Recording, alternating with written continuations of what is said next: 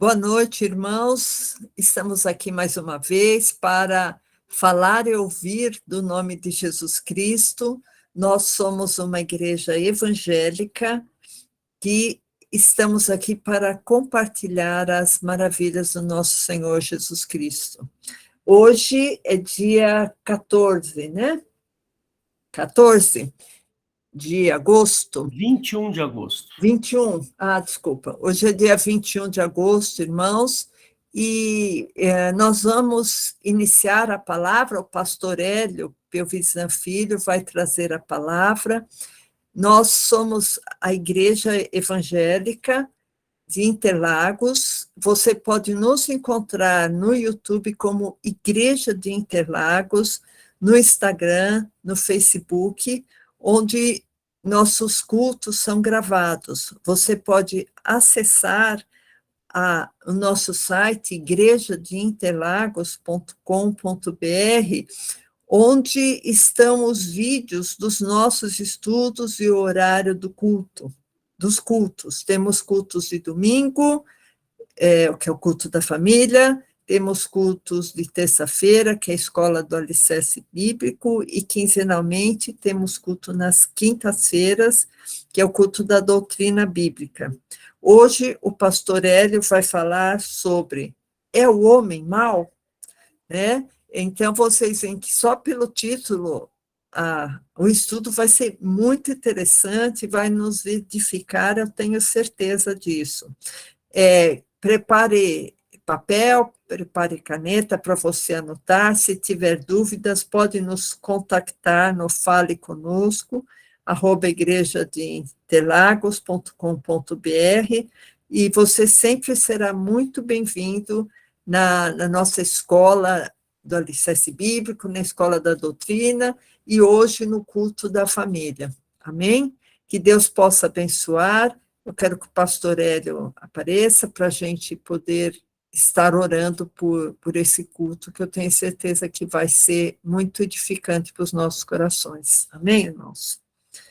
Senhor Jesus, nós te engrandecemos, Senhor Deus, porque Tu és grande em nossas vidas, porque o Teu amor é grande, Senhor.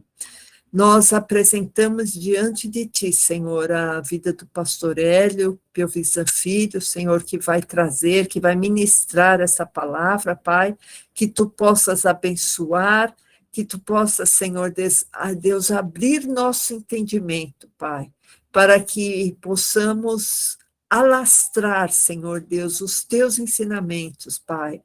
Abençoe esse culto, essa ministração da palavra, abençoe a palavra do pastor Hélio, te clamamos em nome de Jesus. Amém. Amém, pastor. Amém. Glória a Deus. Obrigado, Eliette. Muito bem. Estamos aqui. Agora são 18h46, né? Um domingo frio. Estou gelado aqui. Minha mão tá gelada de frio. Mas, como diz, né? O Espírito Santo vai nos aquecer essa noite. No thumbnail e também no post, eu coloquei ali não sei se vocês viram, uma bomba atômica, né, explodindo ali, né? Essa bomba atômica aí, deixa eu ver se eu consigo achar ela aqui, vou mostrá-la para vocês. Só um segundinho. Essa bomba atômica aí, eu pus, primeiro porque o símbolo da maldade humana, né? O símbolo da maldade humana é a bomba atômica, né? Deixa eu ver aqui, explosão. Explosão, pois como explosão atômica. Cadê?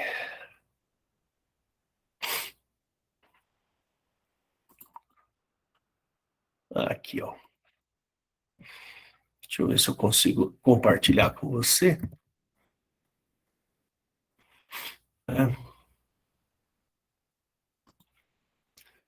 Ela vai ficar meio deitadinha aí, mas você vai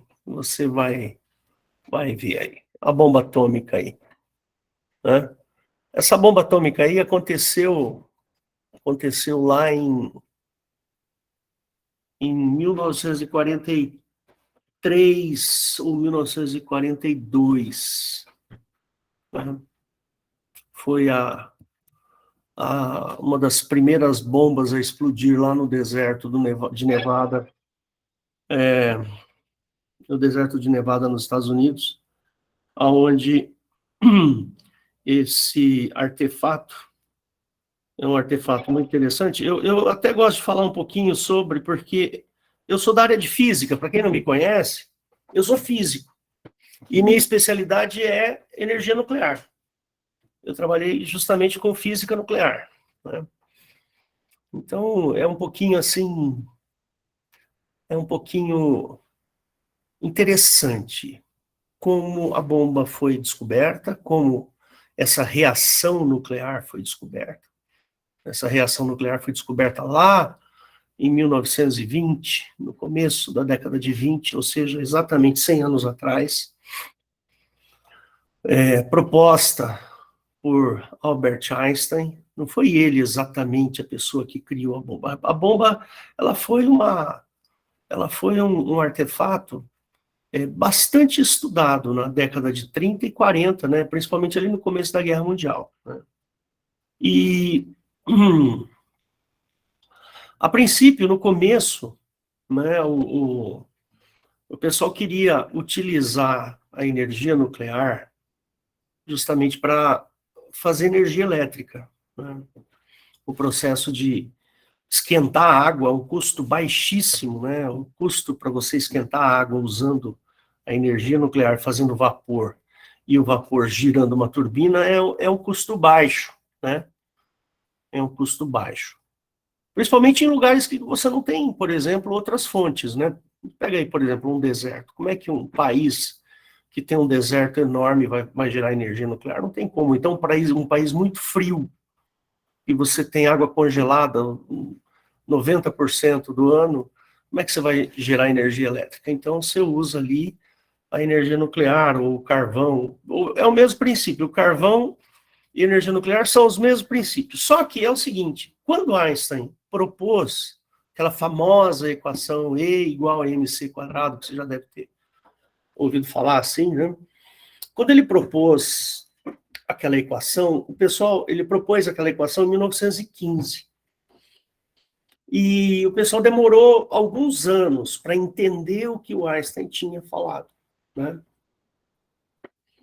Quando eles entenderam o que o Einstein tinha falado, eles começaram a buscar, então, essa conversão de massa em energia, porque, na realidade, o que está escrito ali existe uma equivalência entre massa e energia.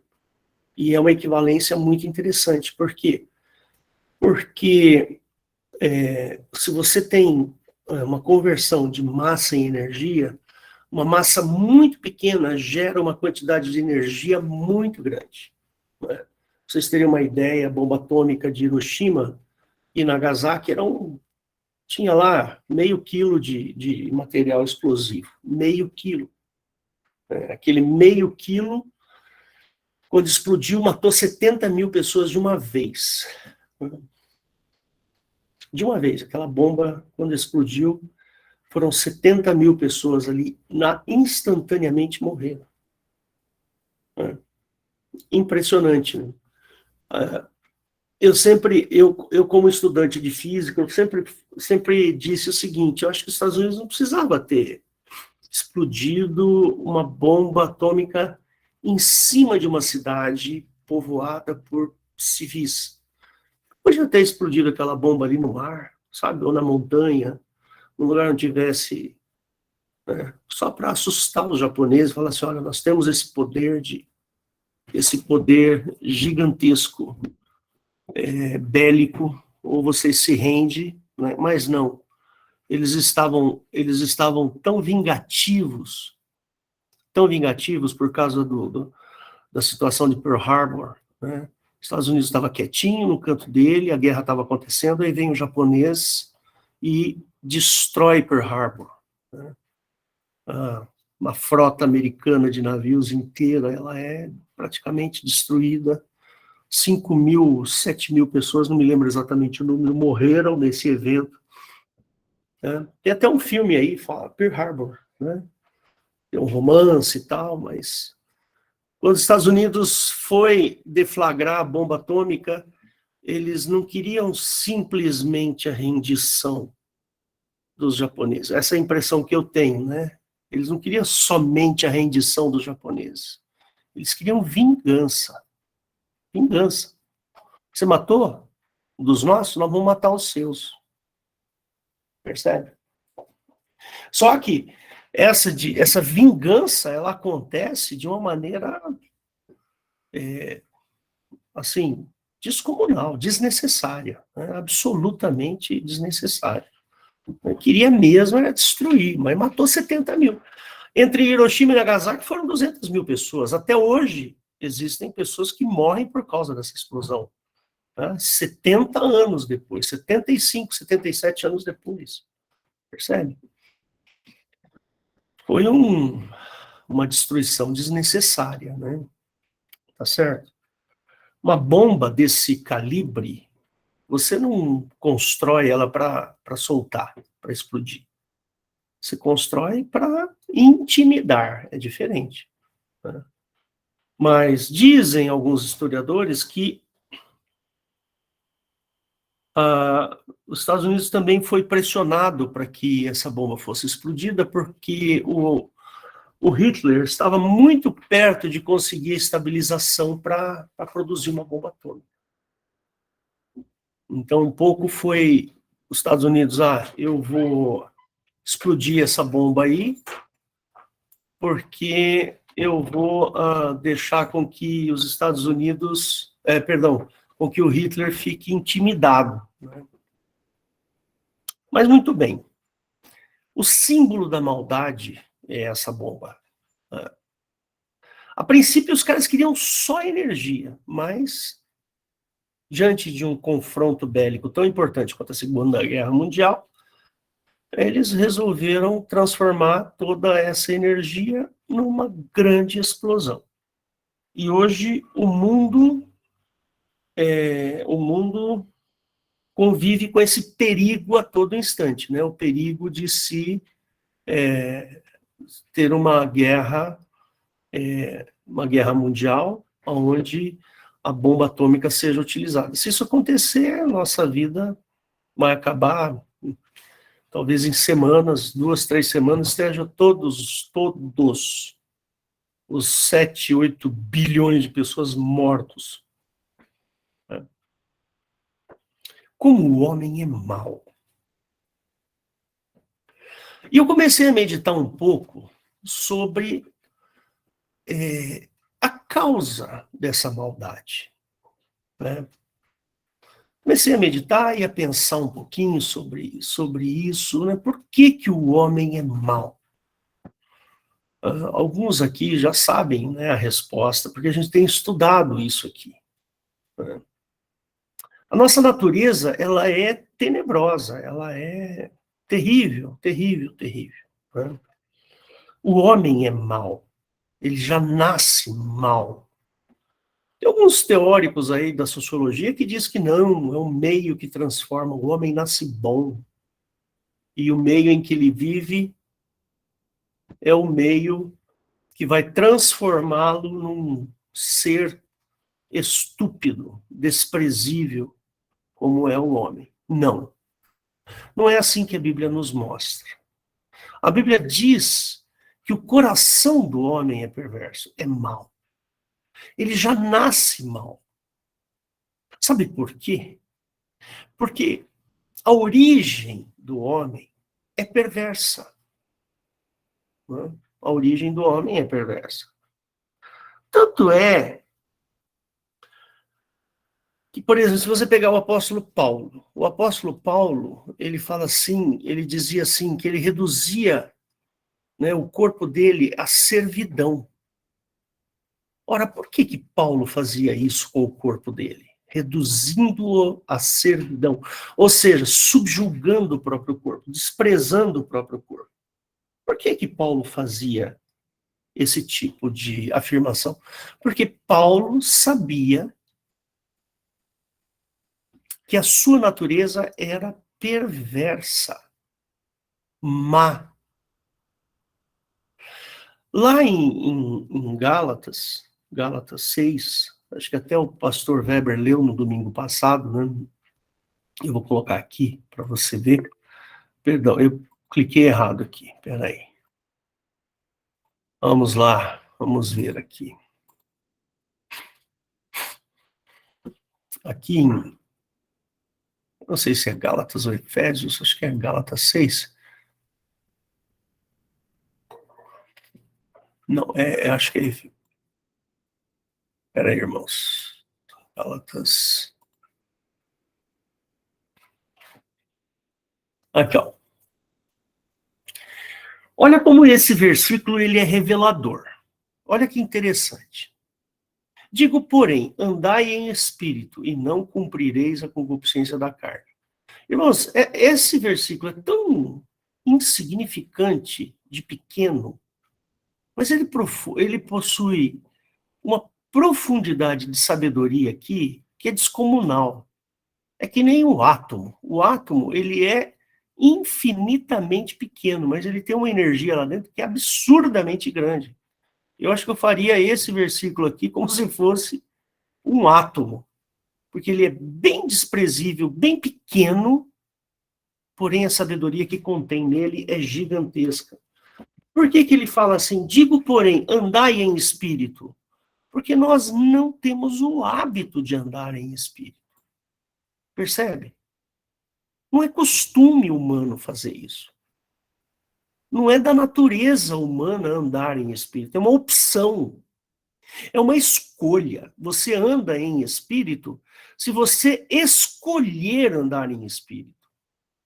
Digo, porém, andar em espírito. Ou seja, digo, porém, escolham para a vida de vocês andar em espírito. Por quê? Porque, naturalmente, o homem não anda no espírito. Não cumprireis a concupiscência da carne. Por quê? Porque quando você não anda em espírito, você cumpre as concupiscências da carne. É muito simples, percebe? É uma questão lógica extremamente fácil. A Bíblia, ela passa recados para nós. As cartas de Paulo passam recados fantásticos. Se Paulo está dando aquela dica para a gente, se ele está falando aquilo, é porque o contrário é problemático. Percebe? Tem o de Efésios também, quer ver? Que legal. Aqui, vou achar, peraí. O de Efésios aqui, Efésios capítulo 2, né? Olha aqui, ó, tá. E vos vivificou, estando vós mortos em ofensas e pecados. É da natureza humana estar morto em ofensas e pecados. Olha que versículo miúdo, pequeno, mas tem uma sabedoria descomunal. Ele nos deu vida, porque antes de Cristo, nós estávamos mortos em ofensas e pecados. Em outro tempo, andaste segundo o curso deste mundo, segundo o príncipe das potestades do ar, do espírito que agora opera nos filhos da desobediência. Ou seja, noutro tempo, antes de Cristo, antes de eu aceitar a Jesus, qual era o meu proceder? O meu proceder era andar segundo o curso deste mundo, segundo o príncipe das potestades do ar. Não estava nem aí. Estava eu lá, andando segundo o príncipe das potestades, os demônios, e do espírito que agora opera nos filhos da desobediência. Percebe, irmãos? É uma coisa assim, a Bíblia ela nos dá assim uma quantidade de sabedoria fora do normal. Não é? É muito, muito interessante isso. Então, essas pérolas que você está vendo comigo denunciam que o homem é mau. Percebe? Poderia ir mais longe, né? Vamos ver aqui um pouquinho mais. Quer ver? Olha só que interessante, ele fala assim, entre os quais todos nós também antes de Jesus, de aceitarmos a Cristo, né, andávamos nos desejos da nossa carne, fazendo a vontade da carne e dos pensamentos, e éramos por natureza filhos da ira, como os outros também. Percebe? Nós éramos uma desgraça. Nós precisamos nos converter. Porque se nós não nos convertermos, nós vamos estar enquadrados nesses versículos aqui. Irmãozinhos, não existe bondade nesse mundo. Não existe bondade nenhuma. E o Senhor Jesus nos avisa, nos adverte, nos dá dicas. Olha, você não presta, você precisa de uma nova vida. Olha, você tem que nascer de novo. Olha, cuidado, esse caminho não é bom. Os apóstolos lá, o Filipe dizia assim, Jesus, mostra-nos o Pai. Eu não sabia o que estava falando, Filipe. Aí Jesus falou assim, Filipe, eu estou há tanto tempo convosco, não tendes me reconhecido? Eu estou o Pai está em mim. Eu e ele somos um. Você quer conhecer o Pai? Conheça Cristo. Percebe? Quando você conhecer a Cristo, você conhece o Pai. É simples. Ai, como que será que é Deus, né? A Capela Sistina lá na Igreja Católica tem um Deus lá, velhinho, né? Lá, aquela, né? Quase tocando o dedo de Adão. Né? Quer ver? Vamos procurar aqui na internet. É muito legal isso. Quer ver? Vamos pegar aqui.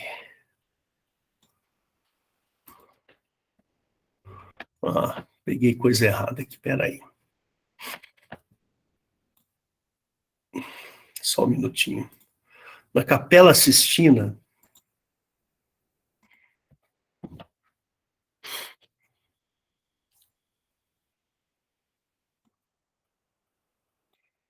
tem lá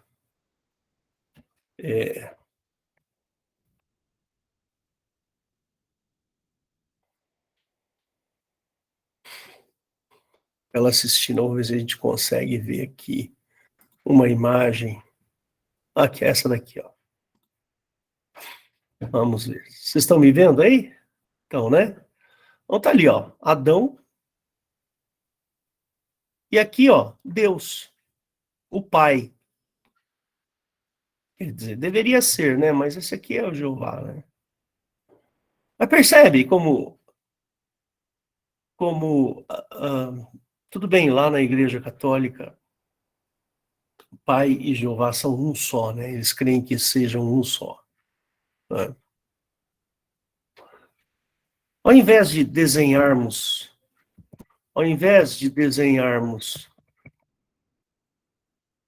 um velhinho para representar o Pai, desenha Jesus Cristo, que você está representando o Pai. Quer dizer, uma teoria aqui meio desnecessária minha, né? Mas percebe, quem conhece Jesus conhece o Pai. E Jesus, ele veio, olha a lógica da coisa. Por que Jesus teve que vir? Porque o homem é mau. O homem não tem condições de se achegar a Deus. O homem é mau. Nós precisamos nascer de novo. Abre o jornal para você ver. Você vai ver quanto sangue que sai das páginas do jornal. Quanta coisa, desgraça, quanta maldade, quanta perversidade que se faz. Existem coisas boas? Existe. Sim, existe. Existe vamos dizer assim, um freio moral. Eu sempre uso esse termo, um freio moral.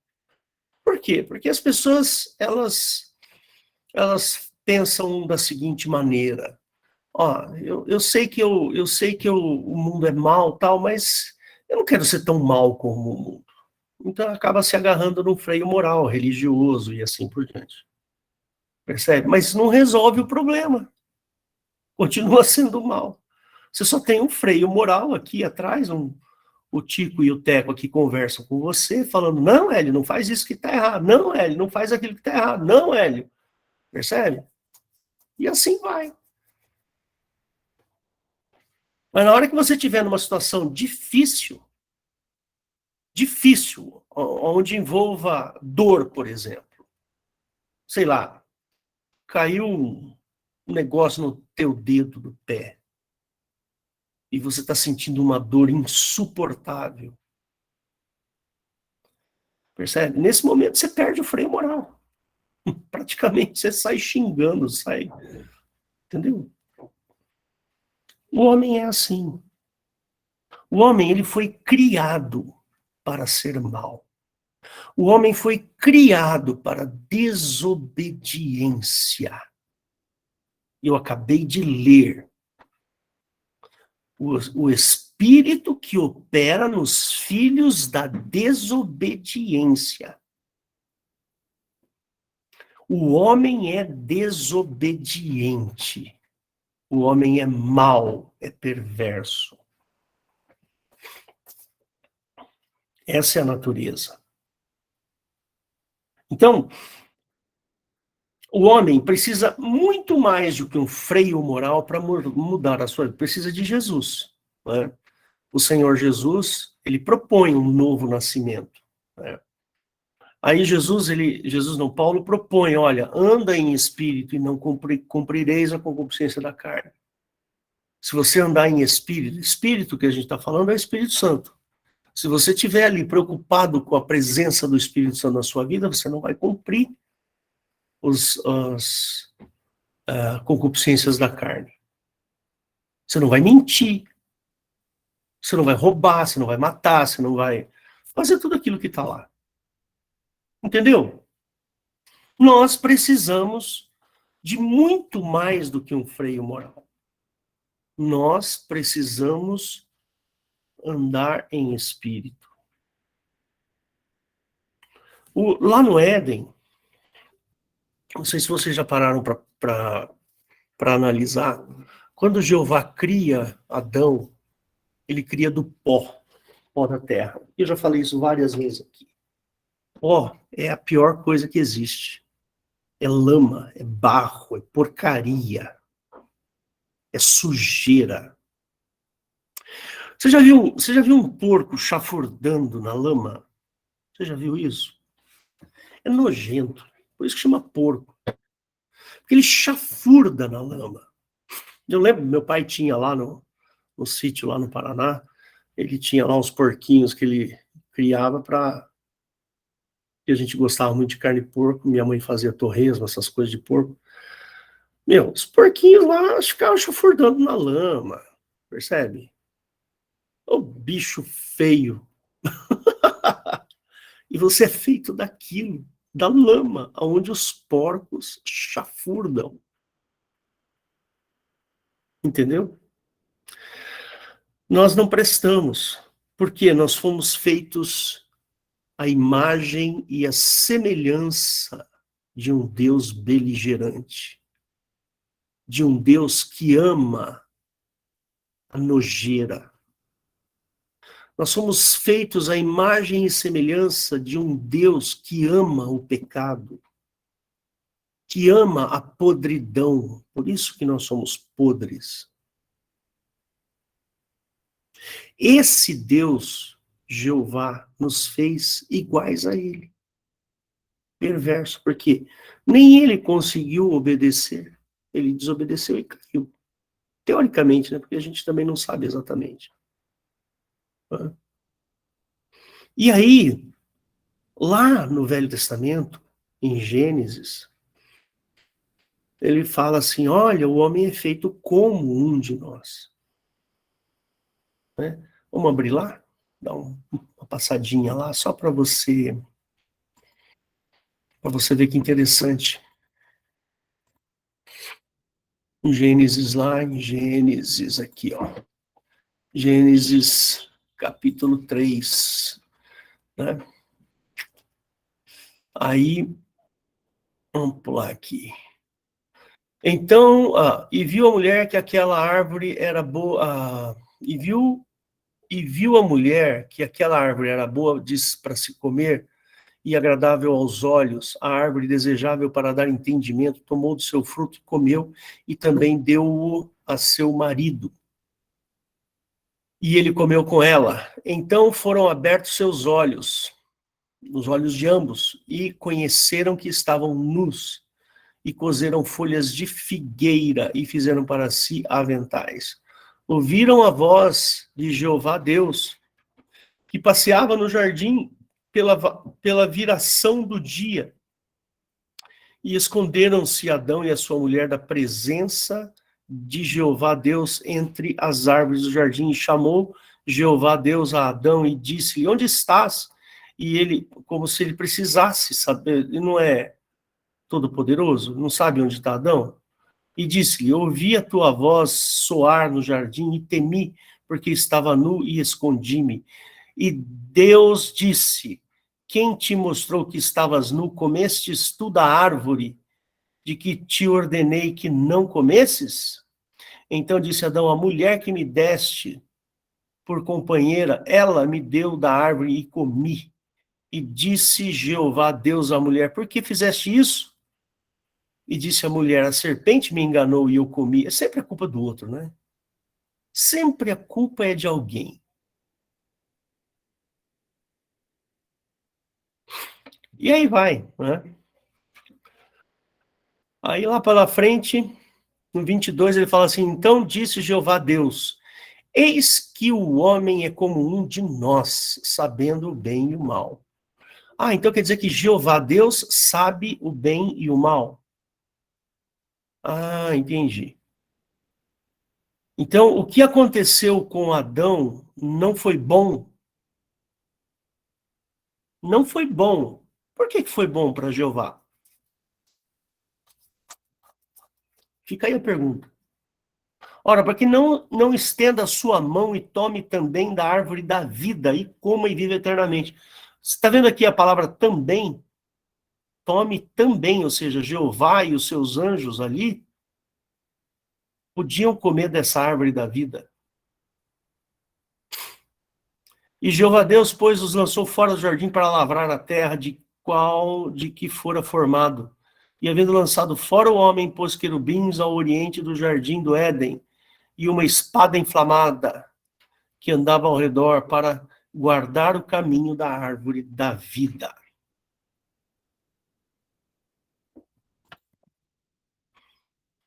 Olha que interessante.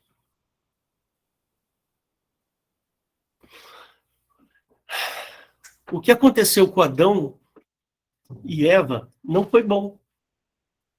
Por que fora bom para Jeová? Percebe? Por que fora bom para Jeová? Então, se eles foram expulsos do paraíso porque eles sabiam bem o mal, Jeová também tinha que ser expulso do paraíso. Porque ele também sabe o bem e o mal. Entendeu? E você pode fazer um monte de argumentação em cima disso, claro. Mas foi ele que construiu o paraíso, eu não sei o que é dele. Não, tudo bem, tudo bem. Mas se não é bom para Adão, também não é bom para Jeová. Por que é bom para Jeová e não é bom para Adão? Fica aí essa perguntinha para você. Ou seja, o homem é mau, está aí a raiz do mal do homem. É a semelhança que ele tem com Jeová. Ele foi criado de coisas podres. O homem foi criado de coisas ruins. Né?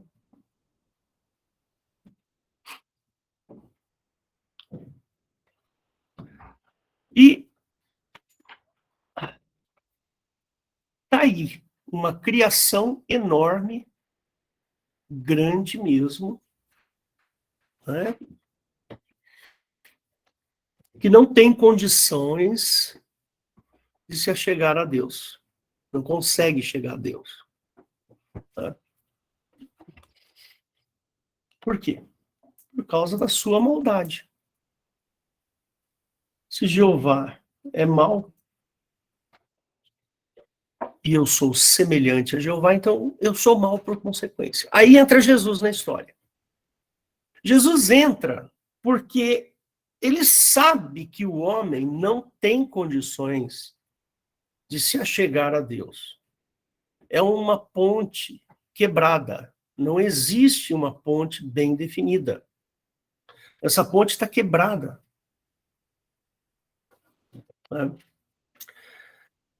Qual foi o pecado do inimigo? O pecado do inimigo foi a busca pelo poder. Subirei as mais altas nuvens, né? E serei como o Altíssimo. Poder. Essa é a natureza do homem, poder. O homem quer mandar, quer ter poder. Por isso a bomba atômica. Eu, Estados Unidos, mando nessa porcaria aqui. Eu, os Estados Unidos, a minha moeda vai ser a moeda mundial, que é o dólar. Né? Todo mundo sabe que o dólar é a moeda mundial.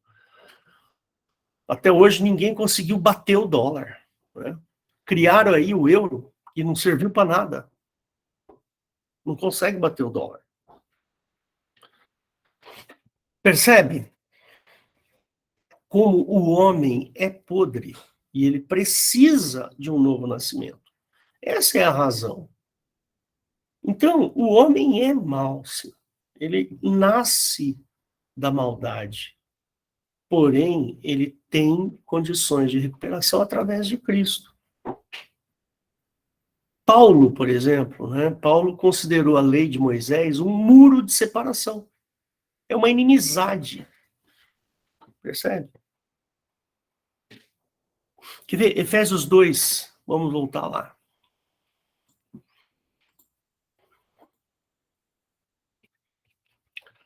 O objetivo da lei de Moisés era Jeová, quando Jeová deu a lei de Moisés, né, o objetivo era que o homem, que a sua morte fosse justificável. Né? Você não cumpriu a lei, você deve morrer. A alma que pecar esta morrerá. Não é assim? Né? Então, a lei de Moisés foi dada como um pacto de morte, não de vida. Um pacto para a morte. Não foi para a vida. Essa lei fazia separação. Ó. E na sua carne, falando de Jesus, né? Desfez a inimizade. Isto é, a lei dos mandamentos. Paulo chama de a lei dos mandamentos de inimizade. É aquilo que fazia com que o homem fosse morto. Essa lei consistia em ordenanças para criar em si mesmo dos dois um novo homem fazendo a paz, mas não conseguiu.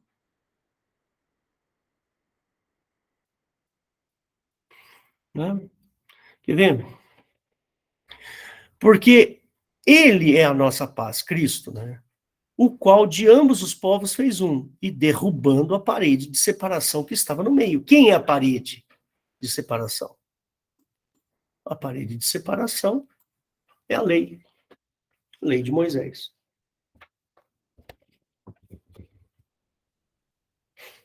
Esta lei fazia separação, uma vez que era impossível ao homem cumpri-la por completo. Por isso era necessário o trabalho do sacerdote levita. Jesus nos promete, uma nova paz, para que possamos sair da sala de condenação e entrarmos na vida eterna. Romanos 5, vamos ver lá, Romanos 5?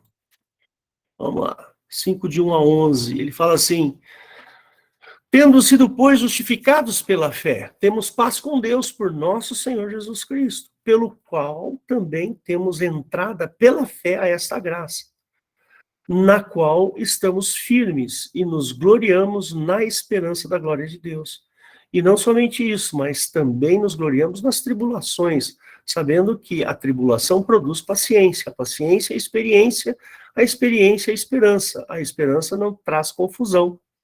Porquanto o amor de Deus está derramado em nossos corações pelo Espírito Santo que nos foi dado.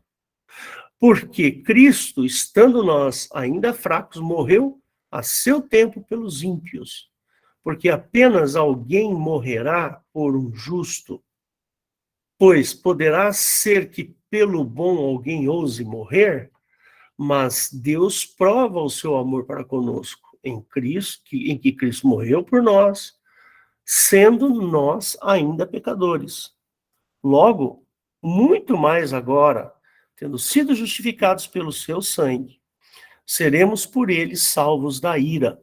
Porque se nós, sendo inimigos, fomos reconciliados com Deus pela morte de seu Filho, muito mais, tendo sido já reconciliados, seremos salvos pela sua vinda.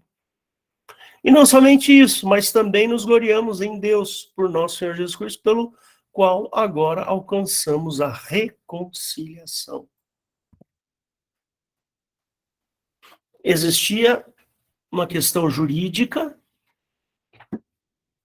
que não permitia que nos achegássemos a Deus. E aí Jesus veio e falou assim, eu vou desfazer essa condição jurídica e vou te dar acesso ao Pai, não a Jeová. Jesus nos trouxe uma melhor esperança, muito melhor. Está lá em Hebreus, né?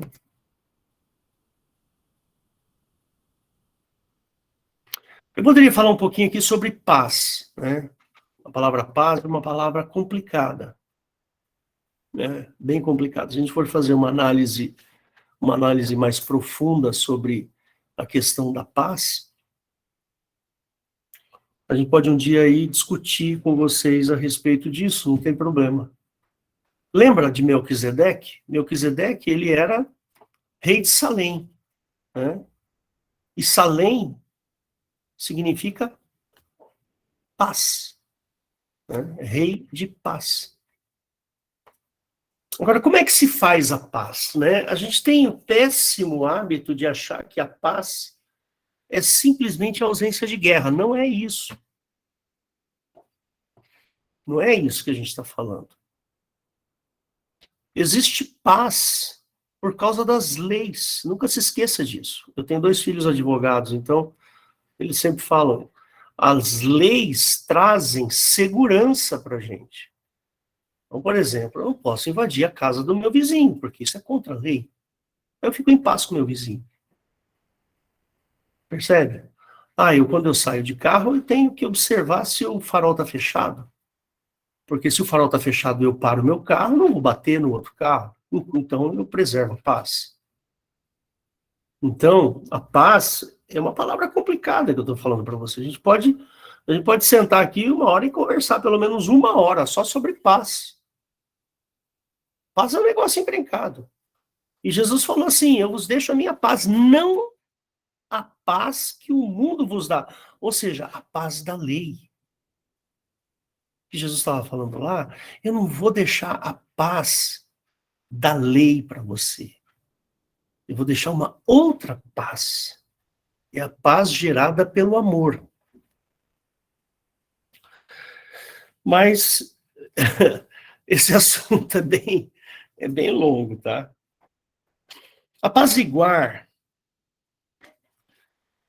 é a atitude de organizar a paz, né? Reconciliar é fazer reatar laços rompidos ou nunca existentes. Né? Estabelecer a paz onde a probabilidade de violência existe através da mudança de opinião ou de princípios. Tá aí uma frase que você pode pensar. A paz, ela pode ser refazer laços ou iniciar laços que não existiam. Estabelecer a paz aonde existe a probabilidade de violência, você faz o quê? Mudando opinião ou princípios. Foi o que Jesus fez conosco. A paz que Jesus nos oferece é uma paz não que vem da lei, por obediência da lei, mas por mudança de princípios. Nós somos beligerantes naturalmente, nós brigamos, nós discutimos, nós buscamos o poder. Essa é a natureza do homem. Só que entra Jesus na história e fala assim, olha, se você crer em mim, você vai ter o poder de ser feito filho de Deus. Ou seja, eu, Jesus, vou te dar condições de que você faça a paz através do amor, não através do cumprimento de leis. Jesus fala assim, não se preocupe em cumprir a lei. Precisa. Se você ama o teu próximo, acabou. Você não vai precisar cumprir lei nenhuma, porque você ama o teu próximo. Só que o amor no ser humano é uma coisa efêmera, a gente esquece. Percebe? A gente é fraco com relação ao amor. Nós somos frágeis com relação ao amor.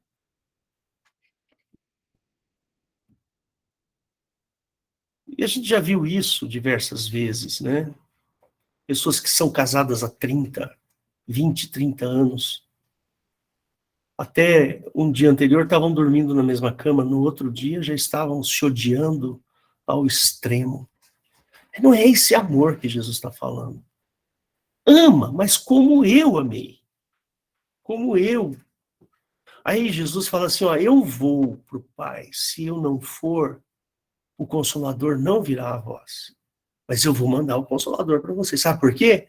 Porque esse Consolador, esse Espírito Santo, é o sujeito que fica mexendo dentro da nossa cachola aqui, ó.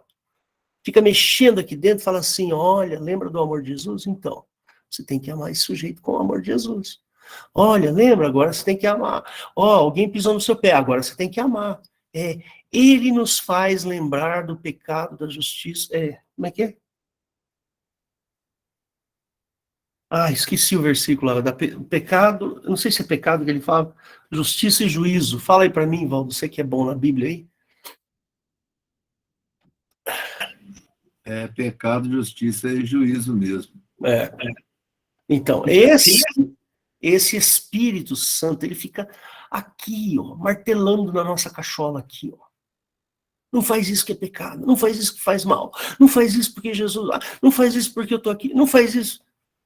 Aí você fala, meu Deus, não vou fazer porque Jesus morreu por mim, eu não posso fazer isso. Mudança de princípios. Mudança de opinião. Obrigado, Richard.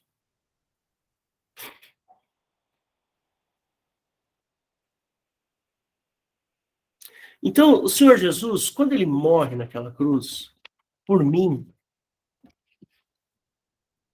ele realiza um ato espiritual profundo, importantíssimo. Primeiro, ele nos apresenta algo melhor do que está no Velho Testamento.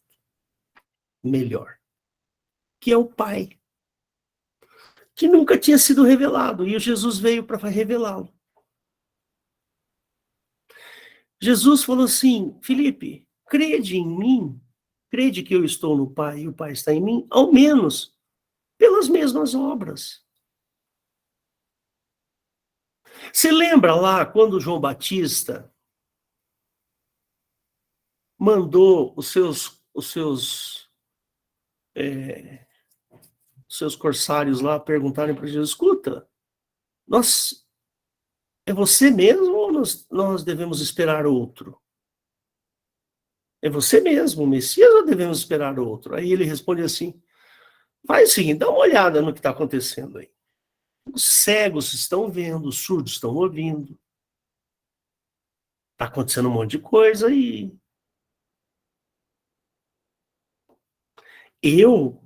Jesus falando, eu estou fazendo estas coisas, porque o Pai é quem faz estas coisas. Aí, um determinado momento, Jesus fala assim para os seus discípulos, vós não sabeis de que espírito sois. O Filho do Homem não veio para condenar, mas ele veio para salvar. O espírito do meu Pai é outro. Eu vim desfazer a obra do opositor.